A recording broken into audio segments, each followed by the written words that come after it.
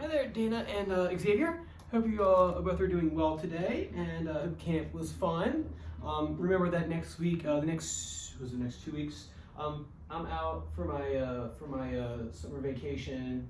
Yeah, I'll be back on the 11th, so we'll just miss next week. All right, cool. So this is your video lesson for today. Like as usual, if you have any questions or want me to look at anything during the week, or I'll be on my vacation, but if you send me over something, I might have some time to maybe like take a look at it. So if you have any questions about the material at the end, just feel free to fire it back at me, and I will do my best to answer any questions you might have. Cool, I'll go to the list. There are 3 things I want to talk about today. They're kind of revolving around like his new guitar sitting position sort of thing. He's starting to kind of acclimate to the new guitar, which is a good thing. So a couple of things I want you to look at today.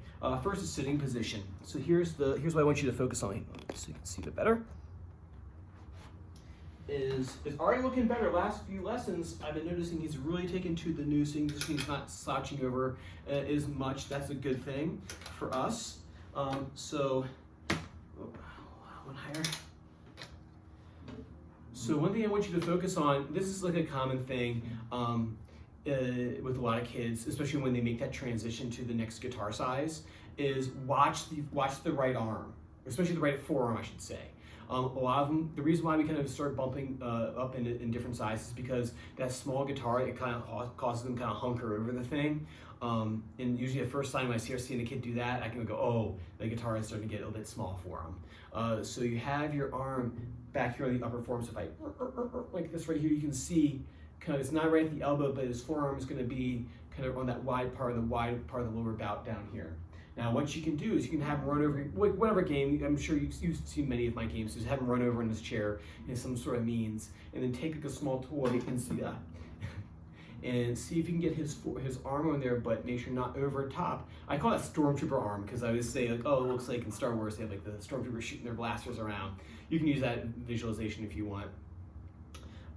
So arm like this right here, and you take in my case, a popper. I'm gonna put the popper right there, just resting on the arm, and can you just play a couple notes? And they can slowly just be open strings. Actually, it's probably better in the beginning if you're just open strings. That way you can just really concentrate, keeping that arm right there, or keeping his arm right there without moving around. If you see the move over, like, oh, there it goes, right? So have him run over position, shut that door, arm, put that popper right on that forearm right there, or that upper part of the lower arm. As far as I speak English. Let's put that right there. Balance it, and then just play an open string. And if you see it go over top, oh, it fell off. Let's try again. So work on that for the right arm. Other thing too to focus on with sitting position is that heart to heart, making sure it's high enough. Like I said, a lot of kids will do this where we kind of like almost like parallel. Not that Xavier's doing it like that, but it's higher up like this. Good heart to his heart, head stock, or the head right against his head. Arm like this, popper on the forearm. Hold it. E, B, G. Right, make sure he holds that position. And you can even like put toys on him too, so you can like cover him with toys. The important thing is make sure nice tall back. And like I said, they all want to hunker over like this right here, but see, you can just sit there like that. That's why we do open strings first. That way you can kind of really focus on keeping that arm back there. So I want you to work on for first thing.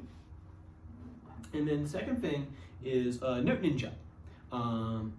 So like I said before, like I said a second ago, that they all want to like, look over top and kind of find the note. What a lot of kids don't realize is that they actually can play it without looking. More often than not, if I ask them to close their eyes and play the note, their head stays right where it should be, and they go right to the note they're supposed to, actually after a few practice runs.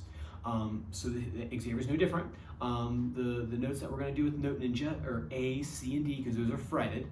Okay, so I say have him get in his chair, and go, okay, play me the note A, or D, or C. So let's do D. So I'll do D, and he can look at it the first time, right? And go, okay, Xavier, you played it once. Now you got to close your eyes, let your hand fall asleep, and see if you can find where that note is again.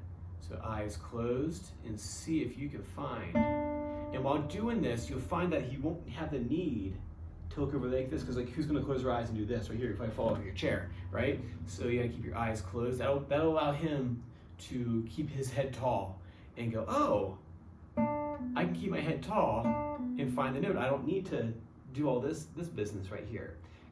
So first time you're probably gonna see him do this, right? Keep that head tall so you find that note. Good, eyes closed.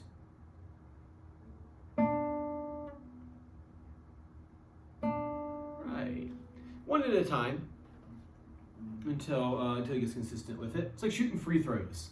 Once he kind of zeroes in how it feels to go to that note, he's gonna nail it every single time. But you gotta dial it in first, so expect it to take a few tries. That's okay though. Rome wasn't built in a day, and he'll learn that if he with enough concentrated practice, he can do anything he needs to.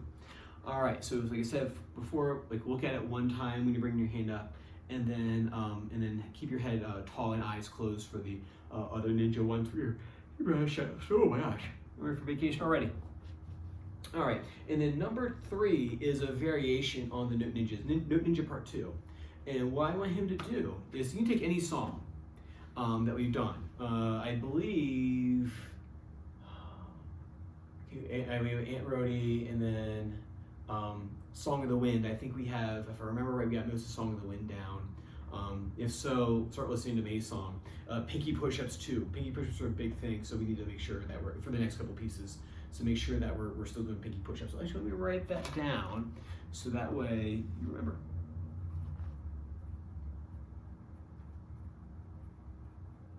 Okay. All right, so Note Ninja Part 2, what he's gonna do is he's gonna take a song that he's working on. Let's do Twinkle, because that's the first one you ever learned. It's a Twinkle, and he's gonna play the first note, just the first note, eyes closed. Wait, get your hand ready. Great, he did the first note by himself. All right, first 2 notes, eyes closed. Awesome job. First 3 notes, eyes closed. First 4 notes, eyes closed. First 5, eyes closed. And what we're gonna try to do is get him away from leaning over and keeping that head nice and tall. If he realizes that he can actually play his songs without looking at his left hand, it'll help with that head turning this, like right here, or doing all this business right here. So that's what I want you to do. So just pick one song, a little tiny passage, or you can do, okay, I'll do like the first part of Twinkle, and then we'll do like maybe the first couple of notes of Let It Row, and then the first couple of notes of another song. That way, kind of vary it up a little bit every day.